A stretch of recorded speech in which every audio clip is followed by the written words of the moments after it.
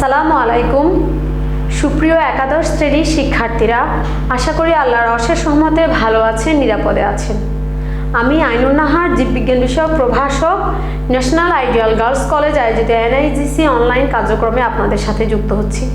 শিক্ষার্থীরা, আজকে আমি আপনাদের সাথে অষ্টম ক্লাসে যুক্ত হচ্ছি। এর আগে আরও 7টি ক্লাস নিয়েছিলাম এই জীববিজ্ঞানের অধ্যায় 1 অর্থাৎ প্রথম পত্র উদ্ভিদ বিজ্ঞান পাঠের প্রথম অধ্যায় কোষ ও এর গঠন। এই অধ্যায়ের আজকে আমি অষ্টম ক্লাসে আপনাদেরকে পাঠদান করাবো। এর আগে আমি আরও 7টি ক্লাস নিয়েছিলাম, যেখানে আমি কোষ ও এর গঠনের কোষের বিভিন্ন অঙ্গাণু সম্পর্কে আমি আপনাদেরকে পাঠদান করেছি। আজকে যে টপিকটি আমি আলোচনা করব, এটি খুবই গুরুত্বপূর্ণ একটি টপিক। এর আগে সপ্তম ক্লাসে আমি আপনাদেরকে ক্রোমোজোম সম্পর্কে বুঝিয়েছিলাম। এই ক্রোমোজোম হলো বংশগতীয় বস্তুর একটি প্রধান উপাদান, আর ওই ক্রোমোজোমের একটি উপাদান হচ্ছে নিউক্লিক অ্যাসিড। আজকে আমি নিউক্লিক অ্যাসিড সম্পর্কে আপনাদেরকে পাঠদান করাবো এবং নিউক্লিক অ্যাসিড কি সেটা আপনাদেরকে বুঝাবো। নিউক্লিক অ্যাসিড কিভাবে গঠিত সেই বিষয়গুলো আজকে আমি আপনাদেরকে পাঠদান করাবো। আসুন তাহলে চলি, বোর্ডে যাই। সবাই বোর্ডে বইটি সাথে নিয়ে, অর্থাৎ আমাদের কলেজ কর্তৃক নির্ধারিত বইটি জীববিজ্ঞানের প্রথম পত্র অর্থাৎ উদ্ভিদ বিজ্ঞান বইটি সাথে নিয়ে ক্লাসে আমার সাথে যুক্ত হন এবং ক্লাসে মনোযোগী হবেন। অধ্যায় 1 কোষ ও এর গঠন, আলোচ্য বিষয় নিউক্লিক অ্যাসিড। শিক্ষার্থীরা, আমি এখানে সংজ্ঞা উঠিয়ে এনেছি। নিউক্লিক অ্যাসিড হলো নাইট্রোজেন ঘটিত ক্ষারক, পেন্টোজ সুগার ও ফসফরিক অ্যাসিডের সমন্বয়ে গঠিত অ্যাসিড, যা জীবের বংশগতির ধারা সহ সকল কার্যক্রম নিয়ন্ত্রণ করে। আবারও বলছি, আমি প্রথমেই সপ্তম ক্লাসে আপনাদেরকে বলেছিলাম যে ক্রোমোজোম বংশগতীয় প্রধান বস্তুর একটি হচ্ছে ক্রোমোজোম। আর আজকে যেটা বলছি, এটিও বংশগতীয় একটি গুরুত্বপূর্ণ উপাদান, যেটি নিউক্লিক অ্যাসিড এবং বংশগতির ধারা সহ সকল কার্যক্রমকে এই সচল করে এবং এটি নিয়ন্ত্রণ করে হচ্ছে এই nucleic acid. Nucleic acid carbon, hydrogen, oxygen, nitrogen এবং ফসফরাস মৌল থাকে। আবারও বলছি, নিউক্লিক অ্যাসিডে কার্বন, হাইড্রোজেন, অক্সিজেন, নাইট্রোজেন এবং ফসফরাস মৌল থাকে। নিউক্লিক অ্যাসিডের মূল গাঠনিক উপাদান 3টি, যথা পেন্টোজ সুগার, নাইট্রোজেন ঘটিত ক্ষারক, ফসফরিক অ্যাসিড। শিক্ষার্থীরা, আমি আবারও বলছি, নিউক্লিক অ্যাসিডের যে মূল গাঠনিক উপাদান সেটার মধ্যে রয়েছে, আবারও বলছি, পেন্টোজ সুগার, নাইট্রোজেন ঘটিত ক্ষারক এবং অজৈব বা ফসফরিক অ্যাসিড। আসুন এবারে আমি আপনাদেরকে আরেকটি টপিক ক্লিয়ার করি যে নিউক্লিক অ্যাসিড সম্পর্কে আপনারা যেটুকু জানেন তার চেয়ে বেশি জানেন। নিউক্লিক অ্যাসিড 2 প্রকার, একটি হচ্ছে ডিএনএ আর একটি হচ্ছে আরএনএ। সে ডিএনএ এবং আরএনএ যেটি সমন্বয়ে গঠিত সেটি হচ্ছে নিউক্লিক অ্যাসিড। আর এই নিউক্লিক অ্যাসিড গঠিত হয়েছে মূল উপাদান 3টি দিয়ে, একটি হচ্ছে পেন্টোজ সুগার, আরেকটি হচ্ছে নাইট্রোজেন ঘটিত ক্ষারক, আরেকটি হচ্ছে ফসফরিক অ্যাসিড। আসুন প্রথমেই বুঝি পেন্টোজ সুগার কি। পেন্টোজ বলতে কেমিস্ট্রির ভাষায় আপনারা জানেন 5 অর্থাৎ 5 কার্বন যুক্ত সুগারকে বলা হয় পেন্টোজ সুগার। এর একটি রাইবোজ সুগার, অন্যটি হচ্ছে ডিঅক্সি রাইবোজ সুগার। এখন আপনারা বুঝুন যে রাইবোজ সুগার এবং অন্যটি ডিঅক্সি রাইবোজ সুগার কেন বলা হচ্ছে। কারণ আপনারা যদি এখানে কেমিক্যাল স্ট্রাকচারটা দেখেন, সুপ্রিয় শিক্ষার্থীরা মনোযোগ দিবেন। আমি বলেছিলাম পেন্টোজ সুগারে 5টি কার্বন রয়েছে, 1, 2, 3, 4, 5। এটির ক্ষেত্রেও দেখুন 1, দ্বিতীয় কার্বন, তৃতীয় কার্বন, চতুর্থ কার্বন, পঞ্চম কার্বন, অর্থাৎ 5 কার্বন যুক্ত সুগারকে বলা হচ্ছে পেন্টোজ সুগার। এর মধ্যে রাইবোজ সুগার কোনটি? অন্যটি ডিঅক্সি রাইবোজ সুগার। আপনারা যদি মনোযোগ দিয়ে দেখেন 2 নং কার্বনে, আপনারা মনোযোগ দিয়ে দেখবেন 2 নং কার্বনে রাইবোজ সুগারে অক্সিজেন রয়েছে। এখানে আপনারা দেখেন 2 নং কার্বনে OH অক্সিজেন রয়েছে। আর ডিঅক্সি রাইবোজ সুগারে 2 নং কার্বনে অক্সিজেন নেই। ডিঅক্সি মানে হলো অক্সিজেন ছাড়া। আবারও বলছি, ডিঅক্সি মানে হলো অক্সিজেন ছাড়া, অর্থাৎ 2 নং পেন্টোজ সুগারের 2 নং কার্বনে যখন অক্সিজেন থাকবে না তখন সেটাকে বলা হচ্ছে ডিঅক্সিরাইবোজ সুগার। আর আমরা আরএনএর ক্ষেত্রে জানি আরএনএ হচ্ছে রাইবোজ সুগার আর ডিএনএ হচ্ছে ডিঅক্সিরাইবোজ সুগার। তাহলে আপনারা ডিঅক্সি বলতে এখন জানলেন যে ডিঅক্সি মানে হলো অক্সিজেন ছাড়া, অর্থাৎ ডিএনএর মধ্যে যে পেন্টোজ সুগার রয়েছে তার মধ্যে 2 নং কার্বনে অক্সিজেন নেই। তাহলে শিক্ষার্থীরা আমি পেন্টোজ সুগার কি সেটা ক্লিয়ার করলাম, অর্থাৎ 5 কার্বনযুক্ত সুগারকে বলা হচ্ছে পেন্টোজ সুগার। এই সুগারের 5টি কার্বন রয়েছে এবং 2 নং কার্বনে রাইবোজের ক্ষেত্রে অক্সিজেন রয়েছে আর ডিঅক্সিরাইবোজ সুগারের ক্ষেত্রে 2 নং কার্বনে অক্সিজেন থাকবে না। এটি হচ্ছে আরএনএর ক্ষেত্রে, এটি হচ্ছে ডিএনএর ক্ষেত্রে। তাহলে আমি প্রথমে বলেছিলাম যে নিউক্লিক অ্যাসিডের মূল 3টি উপাদান দিয়ে নিউক্লিক অ্যাসিড গঠিত, তার মধ্যে পেন্টোজ সুগার আমি আপনাদেরকে বোঝালাম। এখন আছে দ্বিতীয় পয়েন্ট, নাইট্রোজেন গঠিত ক্ষারক, যেটি আবারও বলছি দ্বিতীয় নাইট্রোজেন ঘটিত ক্ষারক। শিক্ষার্থীরা এখানে দেখুন নাইট্রোজেন, কার্বন, হাইড্রোজেন ও অক্সিজেন নিয়ে গঠিত নাইট্রোজেন ক্ষারক। এই ক্ষারক 2 প্রকার, যথা পিউরিন এবং পাইরিমিডিন। আবারও বলছি এই ক্ষারক 2 প্রকার, একটি হচ্ছে পিউরিন আর একটি হচ্ছে পাইরিমিডিন। আমি কেমিক্যাল স্ট্রাকচারের সাহায্যে পিউরিন এবং পাইরিমিডিন যে নাইট্রোজেন ক্ষারক সেটা আমি আপনাদেরকে বুঝাচ্ছি। পিউরিন হচ্ছে 2 রিং বিশিষ্ট। শিক্ষার্থীরা আপনারা যদি দেখেন এটি একটি রিং, এটি আরেকটি রিং, আবার এটি একটি রিং, এটি আরেকটি রিং, অর্থাৎ পিউরিন ক্ষারকটি 2 রিং বিশিষ্ট। এতে রয়েছে এডিনিন এবং গুয়ানিন। শিক্ষার্থীরা আপনারা মনোযোগ দিবেন, এতে বুঝাচ্ছি এডিনিন, জিতে বুঝাচ্ছি গুয়ানিন। এখানে আপনারা দেখেন কার্বন, এখান থেকে যদি আমরা শুরু করি 1 2 3 4 5 6 7 8 9, এখানে রিং হচ্ছে এই একটি, এই আরেকটি, 2 রিং বিশিষ্ট, এটি হচ্ছে এডিনিন। আর এখানেও যদি দেখেন 1 2 3 4 5 6 7 8 9, এটি হচ্ছে গুয়ানিন। তাহলে 2 রিং বিশিষ্ট যে নাইট্রোজেন ঘটিত ক্ষারক রয়েছে সেগুলোকে বলা হচ্ছে, আবারও বলছি সেগুলোকে বলা হচ্ছে পিউরিন। 2 রিং বিশিষ্ট নাইট্রোজেন ঘটিত ক্ষারকগুলোকে বলা হয় পিউরিন। আমি প্রথমেই বলেছি নাইট্রোজেন ঘটিত ক্ষারকের মধ্যে রয়েছে নাইট্রোজেন, কার্বন, হাইড্রোজেন এবং অক্সিজেন। এখানে আপনারা যদি দেখেন কার্বন আছে, নাইট্রোজেন আছে, হাইড্রোজেন আছে, অক্সিজেন আছে, অর্থাৎ নাইট্রোজেন ঘটিত ক্ষারকগুলোর মূল উপাদান হচ্ছে নাইট্রোজেন, কার্বন, হাইড্রোজেন এবং অক্সিজেন। আর এই ক্ষারককে 2 ভাগে ভাগ করা হয়, এক হচ্ছে পিউরিন আর এক হচ্ছে পাইরিমিডিন।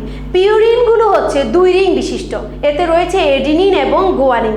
আমরা জানি ডিএনএ এবং আরএনএর কেমিক্যাল স্ট্রাকচার আপনারা দেখেছেন যে বন্ধন ঘটনে হাইড্রোজেন দ্বারা যে বন্ধনটা গঠিত হচ্ছে সেখানে পিউরিন থেকে একটি নাইট্রোজেন বেস যায় আর পাইরিমিডিন থেকে একটি যুক্ত হয়ে বন্ধন গঠিত হয়।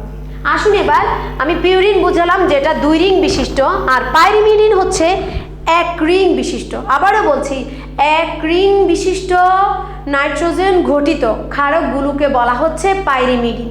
সেই ক্ষেত্রে রয়েছে থাইমিন, সাইটোসিন, ইউরাসিল। আবারও বলছি থাইমিন, সাইটোসিন, ইউরাসিল, এগুলোতে 1 রিং। দেখুন এটা 1 রিং বিশিষ্ট, 1 2 3 4 5 6।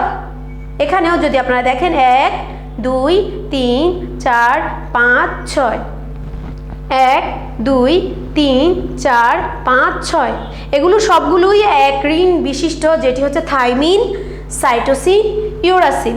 এই 5 ধরনের নাইট্রোজেন ঘটিত ক্ষারক রয়েছে। এই ক্ষারকগুলোকে আবারও বলছি 2 ভাগে ভাগ করা হচ্ছে, এক হচ্ছে পিউরিন আর একটি হচ্ছে পাইরিমিডিন। পিউরিন হচ্ছে 2 রিং বিশিষ্ট ক্ষারকগুলো যেটাতে রয়েছে এডিনিন এবং গুয়ানিন, আর পাইরিমিডিন হচ্ছে 1 রিং বিশিষ্ট ক্ষারকগুলো যাতে রয়েছে সাইটোসিন, থাইমিন এবং ইউরাসিল। শিক্ষার্থীরা আপনারা জানেন ডিএনএর ক্ষেত্রে এডিনিন, গুয়ানিন, সাইটোসিন এবং থাইমিন থাকে। আবারও বলছি ডিএনএর ক্ষেত্রে এডিনিন, গুয়ানিন, থাইমিন এবং সাইটোসিন থাকে, আর আরএনএর ক্ষেত্রে গুয়ানিনের পরিবর্তে ইউরাসিল থাকে, আর আবার থাইমিনের পরিবর্তে ইউরাসিল থাকে। এবার আসুন, আমি নাইট্রোজেন ঘটিত যে ক্ষারকটি বুঝিয়েছি সেটি বুঝিয়েছিলাম নিউক্লিক অ্যাসিডের মূল 3টি উপাদানের দ্বিতীয় উপাদানটি হচ্ছে নাইট্রোজেন ঘটিত ক্ষারক। এবার 3 নং উপাদান বুঝাচ্ছি, যেটি ছিল ফসফরিক অ্যাসিড। শিক্ষার্থীরা আসুন, এখানে আমি ফসফরিক অ্যাসিড কেমিক্যাল স্ট্রাকচারের সাহায্যে বুঝাচ্ছি। ফসফরিক অ্যাসিড 5 যোজি ফসফরাস পরমাণুর সাথে 3টি একযোজি হাইড্রক্সিল গ্রুপ, একটি দ্বিযোজি অক্সিজেন পরমাণু যুক্ত হয়ে ফসফরিক অ্যাসিড গঠিত। তাহলে আমরা প্রথমেই বুঝবো ফসফরাস, এটি হচ্ছে ফসফরাস। ফসফরাসের এখানে যোজনী বলা হচ্ছে 5। আপনারা যদি মনোযোগ দিয়ে বোঝেন, 1 2 3 4 5, অর্থাৎ এখানে ফসফরাস, আমরা জানি যে ফসফরাস পরিবর্তনশীল যোজনী প্রদর্শন করে, কখনো 3 কখনো 5। আবারও বলছি, ফসফরাস পরিবর্তনশীল যোজনী প্রদর্শন করে, কখনো 3 হিসাবে দেখা যায় তার যোজনী, আবার কখনো 5 হিসাবে দেখা যায়। এখানে ফসফরাস 5 যোজি হিসাবে আচরণ করছে। এই 5 যোজি ফসফরাসের সাথে 3টি একযোজি হাইড্রক্সিল গ্রুপ, আমরা যদি দেখি এই একটি হাইড্রক্সিল গ্রুপ, এই একটি হাইড্রক্সিল গ্রুপ, এই আরেকটি হাইড্রক্সিল গ্রুপ, এগুলো হচ্ছে একযোজি। তাহলে ফসফরাসের 5 যোজির মধ্যে 3টি যোজনী চলে গেল 3টি হাইড্রক্সিল গ্রুপের সাথে, আর 2টি যোজনী থাকলো একটি অক্সিজেন পরমাণুর সাথে যুক্ত হলো, কারণ আমরা জানি অক্সিজেন হলো দ্বিযোজি। আবারও বলছি, আপনারা জানেন অক্সিজেন দ্বিযোজি। তাহলে অক্সিজেনের 2টা যোজনী, হাইড্রক্সিলের 3টা মিলে 5, আর ফসফরাসের 5। এটি হলো ফসফরিক অ্যাসিড। এখন আসি, আমি প্রথমেই আপনাদেরকে বলেছিলাম যে নিউক্লিক অ্যাসিডের মূল 3টি উপাদান নিয়ে নিউক্লিক অ্যাসিড গঠিত। সেই 3টি উপাদানের মধ্যে বলেছিলাম প্রথমেই ছিল পেন্টোজ সুগার, দ্বিতীয় ছিল নাইট্রোজেন ঘটিত ক্ষারক, তৃতীয় বলেছিলাম আমি ফসফরিক অ্যাসিড। এগুলোর সমন্বয়ে যদি আমরা দেখি, প্রথম উপাদানটি তৈরি হচ্ছে, সেটি হচ্ছে নিউক্লিওসাইড।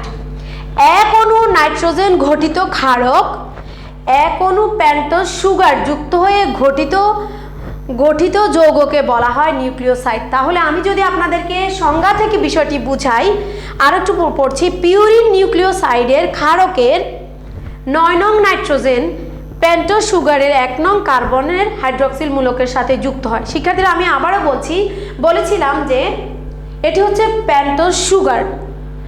পেন্টোজ সুগারের সাথে যে কোনো একটি নাইট্রোজেন ঘটিত ক্ষারক যুক্ত হলে তাকে বলা হচ্ছে নিউক্লিওসাইড। তাহলে এটি যদি পেন্টোজ সুগার হয়, এটার সাথে যদি এডিনিন যুক্ত হয়, তাহলে এটি হচ্ছে এডিনোসিন নিউক্লিওসাইড।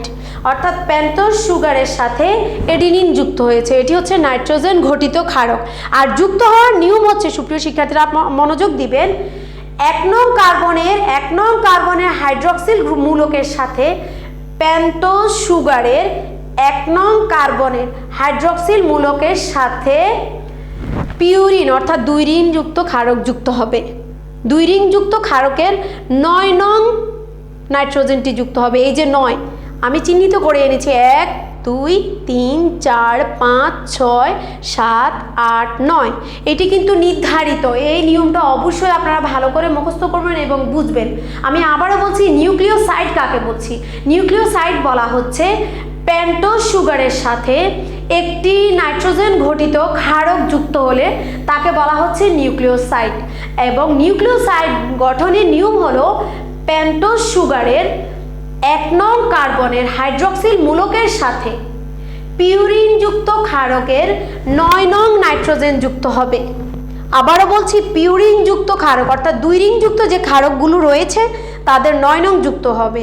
আর যদি 1 রিং যুক্ত ক্ষারক যুক্ত হয়, সেই ক্ষেত্রে পেন্টোজ সুগারের 1 নং এর হাইড্রক্সিল মূলকের সাথে পাইরিমিডিন ক্ষারক অর্থাৎ 1 রিং বিশিষ্ট ক্ষারকগুলোর 1 নং নাইট্রোজেন যুক্ত হবে। আপনারা দেখেন এখানে 1 নং এর নাইট্রোজেন রয়েছে, 1 2 3 4 5 6। অর্থাৎ আমি যদি এই পেন্টোজ সুগারের সাথে থাইমিনকে যুক্ত করি, তবে এই পেন্টোজ সুগারের 1 নং কার্বনের হাইড্রক্সিল মূলকের সাথে থাইমিনের এই 1 নং অর্থাৎ নাইট্রোজেন বন্ধন দ্বারা গঠিত হবে। শিক্ষার্থীরা তাহলে নিউক্লিওসাইড আপনারা বুঝতে পেরেছেন। এবার আসি নিউক্লিওটাইড। নিউক্লিওটাইড হচ্ছে এক অণু নিউক্লিওসাইডের সাথে এক অণু ফসফেট যুক্ত হয়ে গঠিত হয় যে যৌগ তাকে বলা হচ্ছে নিউক্লিওটাইড। আবারও বলছি, এক অণু নিউক্লিওসাইডের সাথে এক অণু ফসফেট যুক্ত হয়ে গঠিত হয় যে যৌগ তাকে বলা হচ্ছে নিউক্লিওটাইড। তাহলে আমরা যদি আবার পিছনে যাই, প্রথমে বলেছিলাম পেন্টোজ সুগারের সাথে যুক্ত হবে এডিনিন অথবা কখনো গুয়ানিন, কখনো থাইমিন, কখনো সাইটোসিন, কখনো ইউরাসিন। তাহলে পেন্টোজ সুগারের সাথে যখন এডিনিন যুক্ত হবে, এডিনিনের সাথে পেন্টোজ সুগারের সাথে যখন এডিনিন যুক্ত হবে তখন তাকে বলছি আমি নিউক্লিওসাইড। অর্থাৎ পেন্টোজ সুগারের সাথে নাইট্রোজেন ঘটিত ক্ষারক যুক্ত হয়ে তৈরি হচ্ছে নিউক্লিওসাইড। আর এই পেন্টোজ সুগার এবং নাইট্রোজেন ঘটিত ক্ষারক যুক্ত হয়ে যে নিউক্লিওসাইড তৈরি হলো, তার সাথে যখন ফসফরিক অ্যাসিড যুক্ত হবে, আবারও বলছি তার সাথে যখন ফসফরিক অ্যাসিড যুক্ত হবে তখন তৈরি হবে নিউক্লিওটাইড। আর নিউক্লিক অ্যাসিড, এই নিউক্লিওটাইড হচ্ছে নিউক্লিক অ্যাসিডের একদম ক্ষুদ্রতম একক। আবারও বলছি, নিউক্লিক অ্যাসিডের একদম ক্ষুদ্রতম একক, সূক্ষ্ম একক হচ্ছে নিউক্লিওটাইড। আর অসংখ্য নিউক্লিওটাইড নিয়ে ডিএনএ গঠিত। আপনারা জানেন ডিএনএ হচ্ছে পলিনিউক্লিওটাইড। পলি মানে হলো বহু, অসংখ্য যেটা নির্ধারিত নয়। অসংখ্য নিউক্লিওটাইডের সমন্বয়ে গঠিত হচ্ছে ডিএনএ নামক নিউক্লিক অ্যাসিডটা। কারণ আমি প্রথমে আপনাদেরকে বলেছিলাম নিউক্লিক অ্যাসিড দু ধরনের, এক ডিএনএ আর একটি হচ্ছে আরএনএ। এবার আসুন এই নিউক্লিওটাইড অর্থাৎ নিউক্লিওসাইডের সাথে ফসফরিক অ্যাসিডটা কোন বন্ধনে যুক্ত হবে। এখানে আপনারা মনোযোগ দিয়ে দেখবেন, নিউক্লিওসাইডের সাথে পেন্টোজ সুগারের 3 নং অথবা 5 নং কার্বনের সাথে ফসফেট যুক্ত হয়। অর্থাৎ এখানে যে পেন্টোজ সুগার আছে, রাইবোজ সুগার এবং ডিঅক্সি রাইবোজ সুগার, এখানে আপনারা দেখবেন এটি হচ্ছে 3, এটি হচ্ছে 5। আবারও বলছি এটি 3, এটি 5। আর ওই ফসফরিক অ্যাসিড 3 নং অথবা 5 নং এর সাথে যুক্ত হবে। আবারও বলছি ফসফরিক অ্যাসিড 3 নং কার্বন অথবা 5 নং কার্বনের সাথে যুক্ত হবে। কেউ যদি ভুল ক্রমে এটি 4 অথবা 2 এর সাথে যুক্ত করেন তাহলে এই কেমিক্যাল স্ট্রাকচারটি ভুল, সেখানে আপনি উত্তরপত্রে কোনো নাম্বার পাবেন না। এই নিয়মগুলো আপনারা অবশ্যই মনে রাখবেন। আমি আপনাদেরকে কেমিক্যাল স্ট্রাকচার এবং ব্যাখ্যার মাধ্যমে নিউক্লিক অ্যাসিড এই বিষয়টি বা টপিকটি ক্লিয়ার করতে চেয়েছি। যেহেতু আপনারা একাদশ শ্রেণীতে পড়েন, আপনারা এই কোষ ও কোষের গঠন এই অধ্যায়ে যে টপিকগুলো আমি এর আগে আলোচনা করেছিলাম, যেমন কোষের প্রকারভেদ, কোষ প্রাচীর, তারপরে fluid mosaic model, mitochondria, plastid, এই বিষয়বস্তুগুলো আপনারা ক্লাস 6 থেকে ক্লাস 10 পর্যন্ত ভালোভাবে পড়ে এসেছেন, তাও আমি আপনাদেরকে জানিয়েছি। কিন্তু আজকে যে টপিকটা আমি আপনাদেরকে বুঝালাম অর্থাৎ নিউক্লিক অ্যাসিড, এই টপিকটা আপনারা সামান্য পরিমাণে কিছুটা জানেন, দশম শ্রেণীতে পড়ে এসেছেন, কিন্তু আজকে আমি চেষ্টা করেছি বিশদভাবে আপনাদেরকে ক্লিয়ার কনসেপ্টে বিষয়টি বুঝাতে, যাতে আপনাদের বুঝতে সুবিধা হয়। এখানে আমি চিহ্নিত চিত্র অর্থাৎ কেমিক্যাল স্ট্রাকচার এবং ব্যাখ্যার মাধ্যমে আমি চেষ্টা করেছি নিউক্লিক অ্যাসিড কিভাবে গঠিত হয় সেই টপিকটা আপনাদেরকে বুঝাতে। নিউক্লিক অ্যাসিড গঠনের এখানে যে নিয়মগুলো আমি বলেছি, এই নিয়মগুলো যদি ব্যতিক্রম হয় তবে সেই কেমিক্যাল স্ট্রাকচারটি সঠিক হবে না।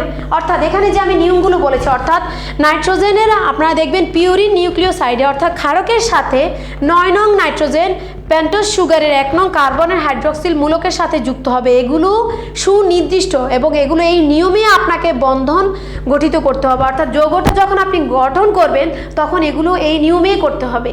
9 নংয়ের ব্যতিক্রম করে আপনি যদি 8 নং বা 7 নং এর সাথে যুক্ত করেন 7 নং নাইট্রোজেনের সাথে, তাহলে এই কেমিক্যাল স্ট্রাকচারটি ভুল হবে।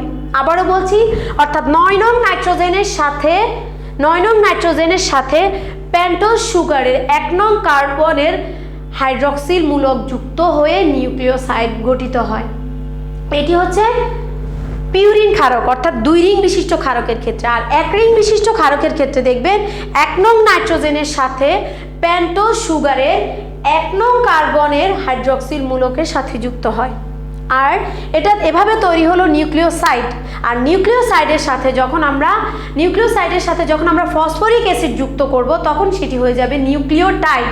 আর ফসফরিক অ্যাসিড যুক্ত করার নিয়ম হচ্ছে পেন্টোজ সুগারের 3 অথবা 5 নং কার্বনের সাথে ফসফরিক অ্যাসিডটা যুক্ত হতে হবে। সেই ক্ষেত্রে আপনারা যদি 4 নং অথবা 2 নংয়ের সাথে যুক্ত করেন তবে সেই কেমিক্যাল স্ট্রাকচারটি ভুল হবে। শিক্ষার্থীরা আপনারা এই বিষয়গুলো মনোযোগ সহকারে পড়বেন। আমি অনলাইন ক্লাসে চেষ্টা করেছি আপনাদেরকে এই বিষয়গুলো ক্লিয়ার করতে।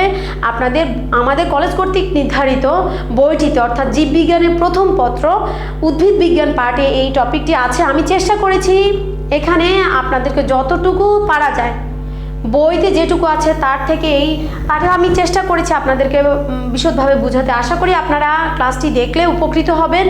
অনলাইন ক্লাসে এই ইউটিউব ক্লাসে আপনাদের বুঝতে যদি কোনো কিছু সমস্যা হয় অবশ্যই লাইভ ক্লাসে আমরা আপনাদের সাথে যুক্ত হচ্ছি।